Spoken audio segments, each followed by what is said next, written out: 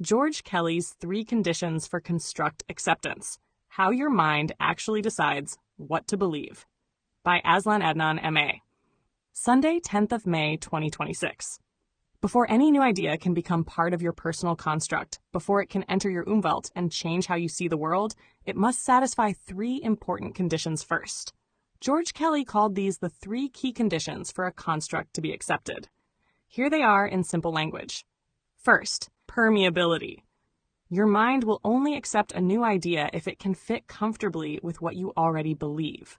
If the new idea creates strong cognitive dissonance, that uncomfortable mental tension we talked about earlier, your mind will usually reject it right away. However, if the new idea is somewhat plausible and only partially conflicts with your existing beliefs, your mind will not reject it immediately. Instead, it will enter a period of flip-flopping, rapidly switching back and forth between the old idea and the new one. It may look as if you are holding 2 opposing ideas at the same time, but that is impossible. What is actually happening is mental time sharing. Your mind is alternating rapidly between the 2 ideas as it evaluates which one works better. Second, range of convenience. This is Kelly's fancy way of asking a very practical question. How useful is this idea in real life? If the new idea only explains one small thing but is useless everywhere else, your mind will usually not adopt it. The best ideas are the ones that can be used across many different situations in your daily life. Third, predictive efficiency. This is the most important condition. Your mind will ask, does this new idea actually help me predict what will happen next? If the new idea consistently makes accurate predictions, your mind will accept it. But if it keeps failing to predict correctly, your mind will eventually reject it. These 3 conditions, permeability, range of convenience, and predictive efficiency, are how your mind quietly decides what to believe and what to throw away. Kelly's 3 conditions for construct acceptance in other domains. Applications beyond social psychology. Having examined how the 3 conditions for construct acceptance govern the adoption of new personal constructs, we can now explore their relevance to other fields of thought. In educational psychology, these conditions explain the circumstances under which students actually internalize new knowledge, rather than merely memorizing it for examination.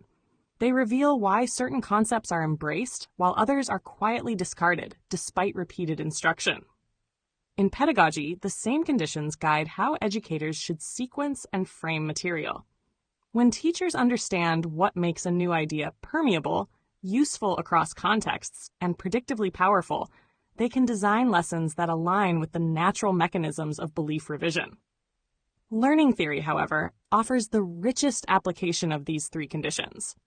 While educational psychology describes the conditions for learning and pedagogy offers practical teaching strategies, learning theory seeks to explain the actual cognitive mechanisms through which genuine conceptual change occurs. Here, Kelly's framework moves from mere description to a deeper explanation of the learning process itself. When a student upgrades Umwelt, that is, when they accept new personal constructs into their existing system of meaning, these 3 conditions become the decisive mechanism. The mind does not evaluate them simultaneously or randomly. It considers them consecutively, in a fixed order.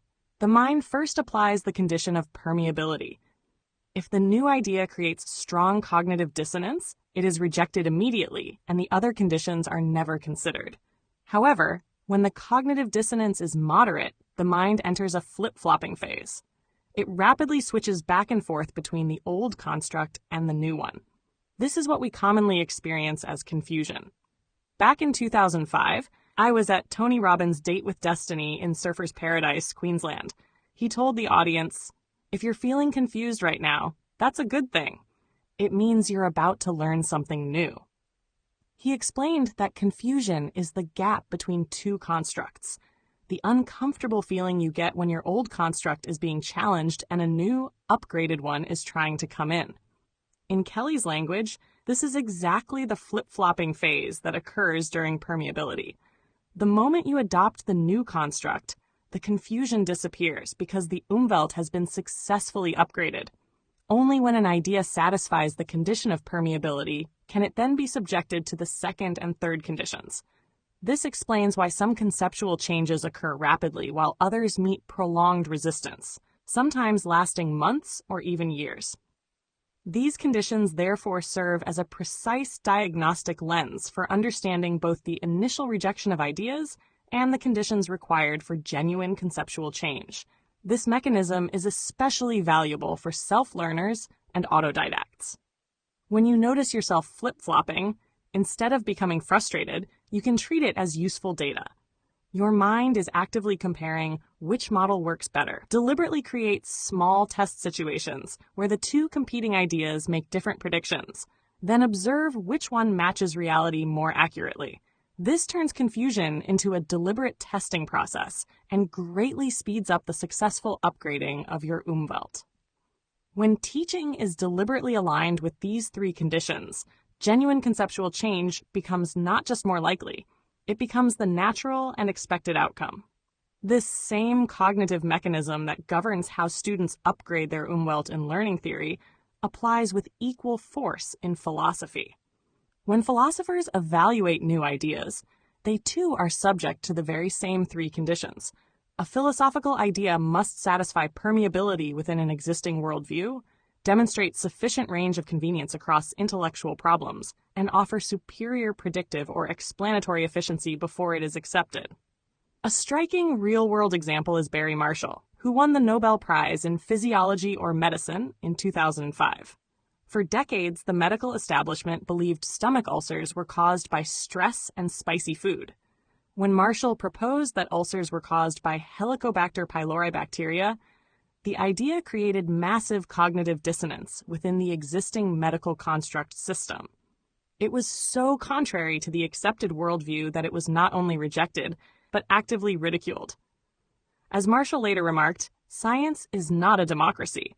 He was essentially saying that truth is not determined by majority consensus or how strongly people believe in the old construct. A new idea must still satisfy all three conditions for construct acceptance on its own merit, no matter how many experts cling to the old belief. The fact that antibiotics could actually cure ulcers, while antacids and stress management had failed for decades, demonstrated both wide range of convenience and superior predictive efficiency. The new theory didn't just explain the cause of ulcers, it offered a practical, reliable solution that worked consistently across thousands of patients. Thus, Kelly's framework transcends its original disciplinary boundaries. It provides a unified account of belief revision that is as applicable to the classroom as it is to the philosopher's study.